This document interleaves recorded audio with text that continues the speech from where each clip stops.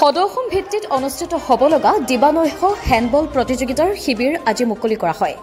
5, 6 আৰু 7 জানুৱাৰীত উত্তৰ যোৰহাটৰ খাজুৰিগুৰি খেলপথাৰত যোৰহাট জিলা হেণ্ডবল সন্থাৰ উদ্যোগত আৰু সদৌ অসম হেণ্ডবল সন্থাৰ সহযোগত তিনিদিনীয়াকৈ সদৌ অসম ভিত্তিত দিবানৈশ আন্তঃজিলা 16 বছৰ অনূৰ্ধ্ব হেণ্ডবল প্ৰতিযোগিতাৰ আজি শিবিৰ মুকলি কৰে সদৌ অসম মধ্য ইংৰাজী শিক্ষক সংস্থাৰ প্ৰাক্তন সভাপতি ৰঞ্জিত বৰাই।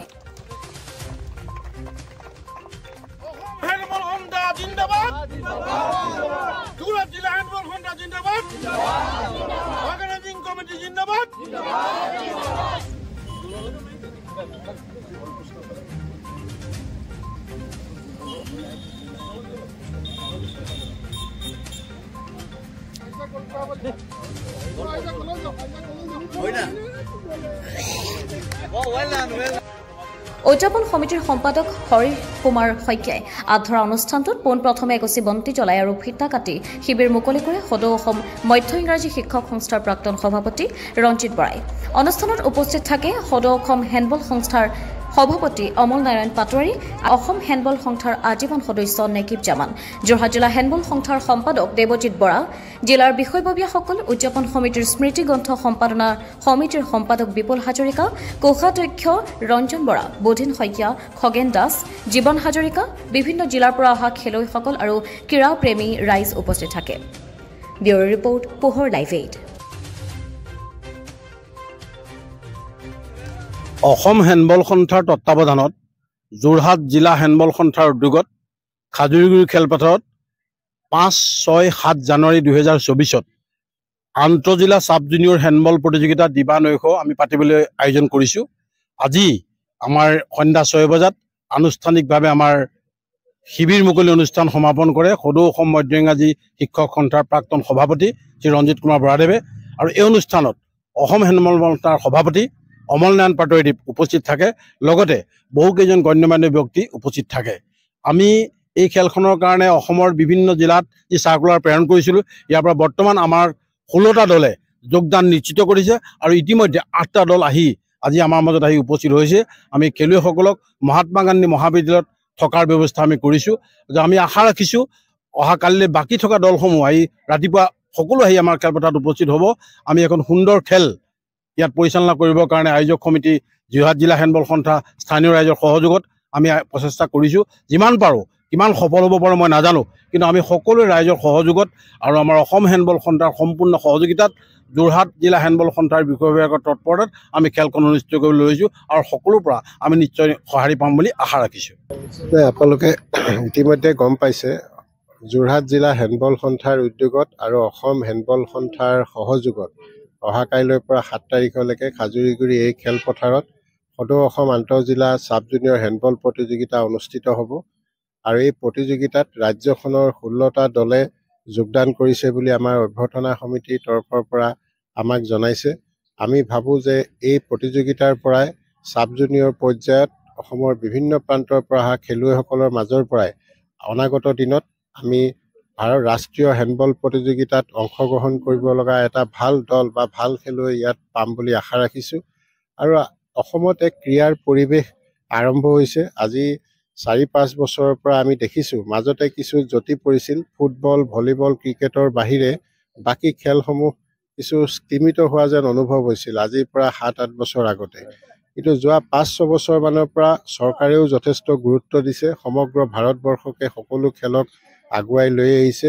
অলিম্পিক এফিলেটেড যিবিলাক গেম আছে প্ৰতিটো গেমকে চৰকাৰে গুৰুত্ব সহকাৰে লোৱাত সমগ্ৰ ৰাজ্যতে ক্ৰীড়াৰ এক পৰিৱেশ ঘূৰি আহিছে। আৰু আপোনালোকে জানি হয়তো ভাল পাব বা ইয়াত এই অঞ্চলতো দেখিছে যে অসম চৰকাৰে মাননীয় মুখ্যমন্ত্ৰী ডক্টৰ হিমন্ত বিশ্ব শৰ্মা ডাঙৰীয়াই আজিৰ পৰা 4 মাহ আগতে এক সিদ্ধান্ত লৈছিল অসম কেবিনেটত খেল মহাৰণ অনুষ্ঠিত কৰি ৰাজ্যখনৰ পৰা ক্ৰীড়া প্ৰতিভাসমূহ আগুৱাই অনাৰ বাবে। আৰু ইতিমধ্যে সমগ্ৰ ৰাজ্যত খেল মহাৰণ চলি আছে। 5বিধ খেলক এই খেল মহাৰণত অন্তৰ্ভুক্ত কৰা হৈছে: এথলেটিক্স, ভলীবল, কাবাডী, খো-খো আৰু ফুটবল। এই 5বিধ খেলৰ আমি জানিব পৰা মতে সমষ্টি পৰ্যায়ৰ যি প্ৰতিযোগিতা সেইসমূহ ইতিমধ্যে সমাপ্ত হৈছে আৰু বিহুৰ পিছতে কেন্দ্ৰীয়ভাৱে গুৱাহাটীত মূল প্ৰতিযোগিতা অনুষ্ঠিত হ'ব। আৰু ৰাজ্যখনৰ বিভিন্ন প্ৰান্তত এথলেটিক্সৰ কেইবাটাও ইভেণ্টত ইতিমধ্যে ৰেকৰ্ড ব্ৰেক কৰিছে, বহুত খেলুৱৈ ওলাইছে। আমাৰ যি অসমৰ খেলুৱৈ ৰেকৰ্ড, সেই ৰেকৰ্ড ভংগ কৰি বহুত খেলুৱৈ আগবাঢ়ি আহিছে। এই আমাৰ বাবে এক শুভ লক্ষণ।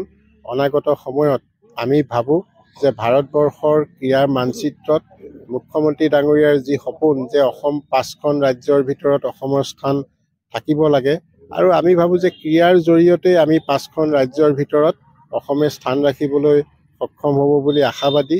কিয়নো এছিয়ান গেমছতো অসমৰ খেলুৱৈয়ে মেডেল পাবলৈ সক্ষম হৈছে, অলিম্পিকতো অসমৰ খেলুৱৈ অংশগ্ৰহণ কৰিছে কেইবাগৰাকীও খেলুৱৈ। অনাগত সময়ত মুখ্যমন্ত্ৰী ডাঙৰীয়াৰ সপোন এই ক্ৰীড়াৰ জৰিয়তে ক্ৰীড়া ক্ষেত্ৰখনত অসম অন্যান্য ক্ষেত্ৰত মই নকওঁ কিয় অন্যান্য ক্ষেত্ৰত আমাৰ বহুত কৰিব লগা আছে।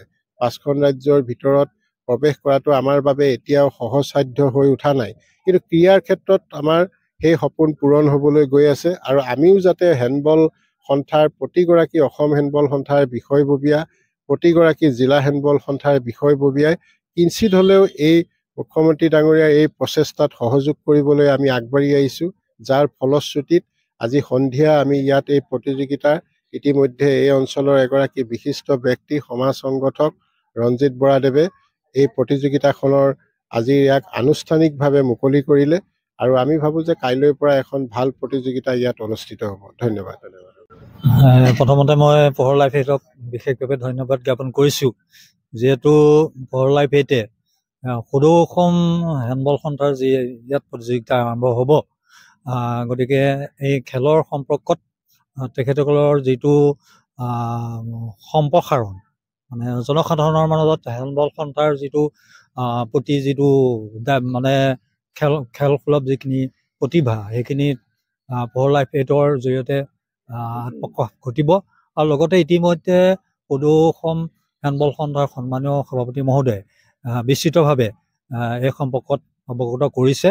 মই এটাই আশা ৰাখিম যে অহা কাইলৈৰ পৰা যি 3দিনীয়া কাৰ্যসূচীৰে হেণ্ডবল প্ৰতিযোগিতা আৰম্ভ হ'ব, সেই হেণ্ডবল সন্থা সফলভাৱে সমাপ্তি ঘটক, আৰু যিসকল প্ৰতিভাৱান খেলুৱৈ ইয়াত মানে পদক লাভ কৰিব, তেওঁলোকে সদৌ অসমৰ লগতে ৰাষ্ট্ৰীয় পৰ্যায়ত যাতে জিলিকি উঠক, আৰু সদৌ অসম হেণ্ডবল সন্থাও ৰাষ্ট্ৰীয় পৰ্যায়ত যাতে জিলিকি উঠক, সেই কামনাৰে মোৰ কথাখিনি ইমানতে সামৰিছোঁ। ধন্যবাদ।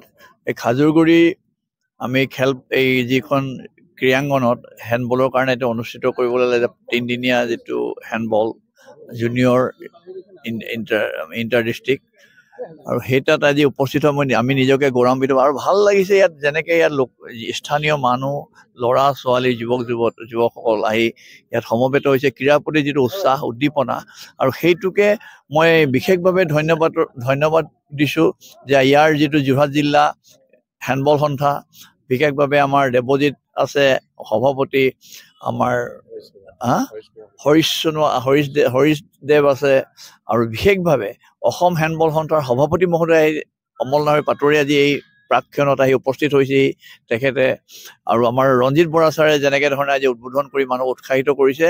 মই আশা ৰাখিছোঁ ই নিশ্চয় এটা আমাৰ কাৰণে খুব এটা ভাল বাৰ্তা এটা আহিব, আৰু এই বাৰ্তাটোৱে সমগ্ৰ অসম নহয় ভাৰতবৰ্ষলৈকে এই বাৰ্তাটোৱে মেছেজটোৱে আমাৰ ক্ৰীড়াৰ প্ৰতি, হেণ্ডবলৰ প্ৰতি যিটো আমাৰ স্পৃহা আৰু উদ্দীপনা, তাক আৰু বেছিকৈ বঢ়াই তুলিব। ধন্যবাদ।